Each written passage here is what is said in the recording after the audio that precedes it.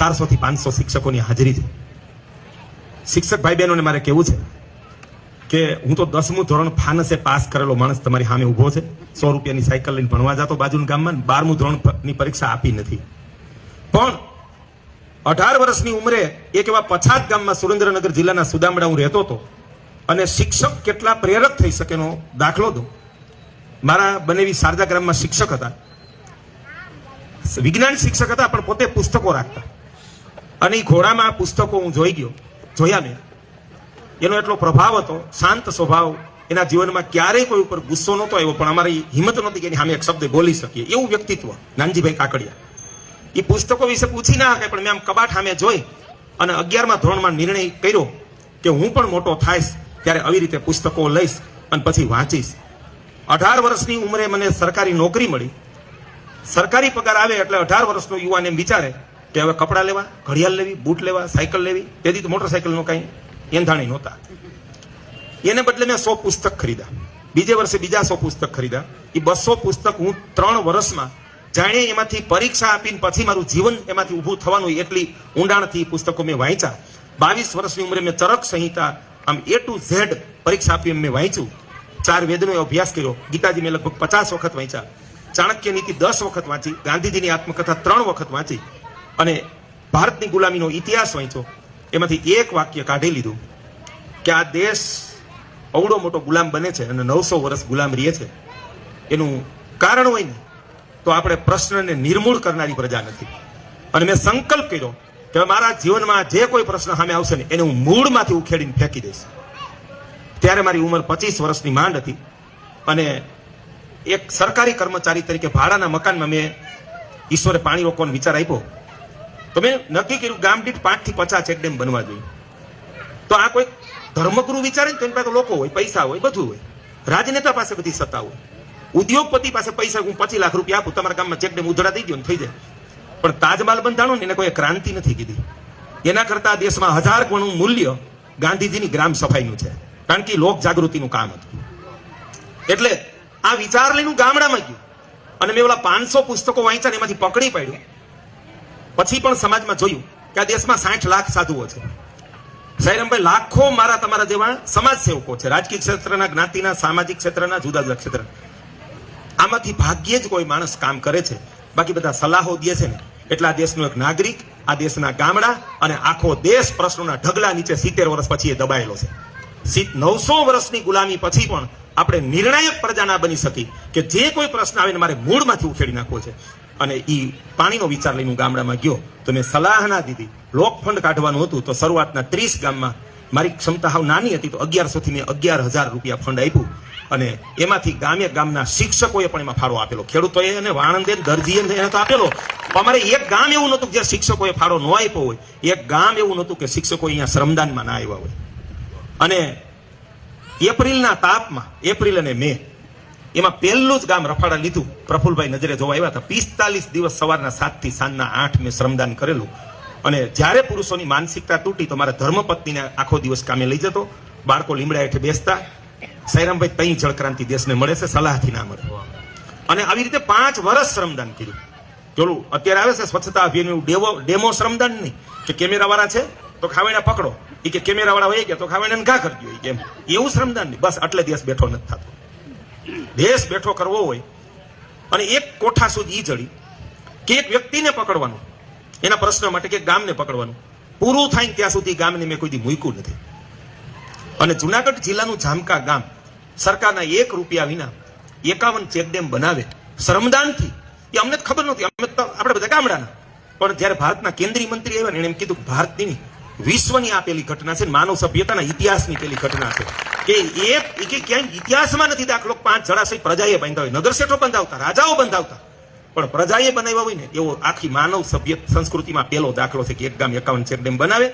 અને અત્યારે 5 ઇંચ ગઈ સાલ વરસાદ પડ્યો પણ છતાં એ ગામમાં દુકાળ નથી. 18 વર્ષે 10 લાખમાં બનાવેલા 51 ચેકડેમ ઉભા છે. આપણે ભણાવીને એન્જિનિયરો તૈયાર કરીએ છીએ. એ એન્જિનિયરના ચેકડેમ ગામે ગામ તૂટી જાય છે લાખોના.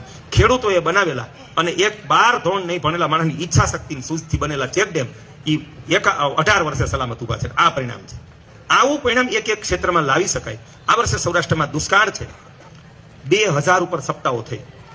પણ એક પણ ગામમાં તળાવ ના બન્યું, એક પણ ગામમાં તળાવ ના બન્યું. 4000 ગામ જળ સમસ્યાથી હાવ ગ્રસ્ત છે.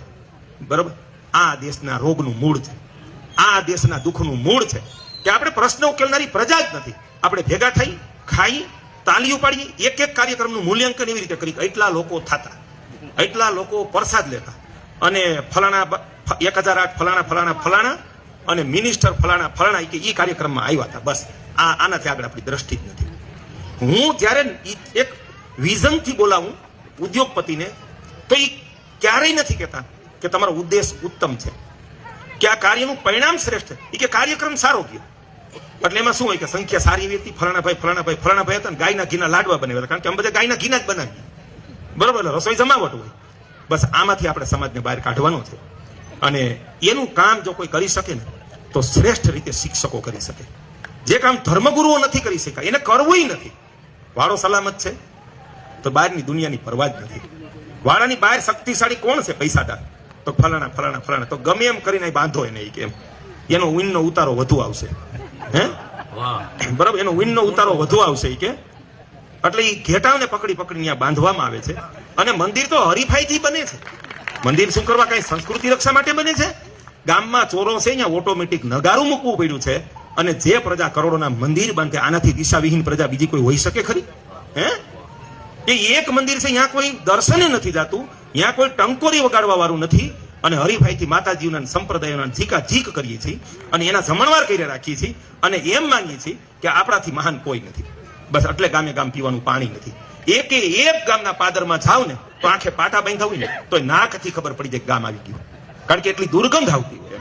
બરાબર, એને ઉપાડનાર કોઈ છે નથી. ધાર્મિક કાર્યક્રમો જ્યાં થાય ત્યાં ગંદકીના થર ઠલવાઈ જાય છે. ગંદકી ત્યાં કોઈને દેખાતી જ નથી કે આ અધર્મ છે એમ.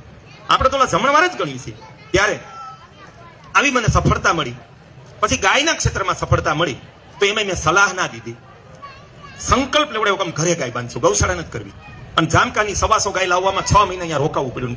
ગામનો મારી જીપમાં બેસાડીને ગામડે ગામડે જઈને ગાય ખરીદાવડાવવી પડી, અને ધક્કા મારીને મેટાડોરમાં ચડાવવી પડી. અને એવું કામ લાગ લગાટ 10 વર્ષ સુધી, કોઈ ગામમાં 5, કોઈ ગામમાં 25. ત્યાં ગાયની ક્રાંતિ જન્મે છે, 2 લાખ ગાયો લોકો આંગણે બાંધે છે. પહેલી વખત ગાય વહુ સૂકી જાય 2000માં આપી આવતા હતા ગૌશાળામાં, એ ગાય 50,000 થી લાખની બને છે. 10 રૂપિયા લીટર ગાયનું દૂધ. જે દેશમાં હજારો ગાયના નામે કાર્યક્રમો થાય, કરોડોનો ફાળો થાય, એક પણ કાર્યક્રમ ગાયના દૂધથી ગાયના ઘીથી નથી થયો. એ આ દેશની આનાથી મોટી અધોગતિ, કરુણતા, દિશાવિહીન તે કઈ હોઈ શકે કે એક કઈ કાર્યક્રમ ગાયના ઘીથી નહીં કરવાનો, અને ખાલી ફાળા કરવાના, અને પૈસા ભેગા કરીને પૈસા વાપરી નાખવાના. બસ એટલે ગાયની અધોગતિ હતી. એ આજે દૂધ અમૃત સિદ્ધ થયું, અને લોકો અમૃત તરીકે પીવે છે. દૂધ તરીકે નથી પીતા, ગાયના દૂધને લોકો અમૃત તરીકે પીવે છે, અને ગાયના ઘીને અમૃત તરીકે ખાય છે. અમારા જામકાનું ઘી 1200 કિલો આખા ભારતમાં અને વિદેશમાં 2,500 થી 3,000 કિલો ઘી ખેડૂતો ત્યાંથી વેચાય છે. આ ક્રાંતિ છે. આવા કામમાં મને સફળતા એટલે મળી. શિક્ષકોને મારે કેવું છે કે એ બધી જ વાતને મેં મારા આચરણમાં મૂકી છે. એક શિક્ષણ ને 3 મારા સવાલ છે કે અભણ ગામમાં જઈએ, નેહડામાં જઈએ, આપણી માને તપાસીએ ને તો અહીં બેઠેલાને હું ખાતરી સાથે કહું છું કે આપણી મામાં જે 4 વાગે ઉઠી અને રાતના 9 વાગ્યા સુધી સખત પુરુષાર્થનો સહજ સંસ્કાર ને સહજ ગુણ છે. કોઈનું ખોટું કરવું નથી, અને બધા પ્રત્યે ભાવ છે. પાડોશીની બાઈ ગુજરી જાય તો એના છોકરાને પાડોશી બીજી જ્ઞાતિના મોટા કરી દે. અને હમણાં જ અમારા ગામમાં દાખલો બન્યો, વાણંદના છોકરાની વહુનો ગોળો ભાંગી ગયો, તો કુંભારના છોકરાની બાઈ આવીને કે મારે અહીંયા ગાય દોવા દે છે, આ 6 મહિનાની છોકરી મને દઈ દે, હું આને મોટી કરીશ. આ ભારતીય સંસ્કૃતિના સંસ્કાર છે. હે, આવું મૂલ્ય, આટલી કર્મનિષ્ઠા, આટલી જીવનની શુદ્ધતા, વિચારમાં પણ કપટ નહીં, હે, અને ઉદારતાનો દરિયો ભારતની સ્ત્રી. એટલે આવી સ્ત્રી કનુભાઈ કેટલું ભણાવીને શું ભણાવીને આપણે ઊભી કરી શકીએ આપણી માં જેવી? આ આખા જગતના શિક્ષણને મારો પ્રશ્ન છે. અને ભણ્યા એટલે શું દશા થઈ? એ કે હવે મારે એકેય કામ ના કરાય. તો કે કામ?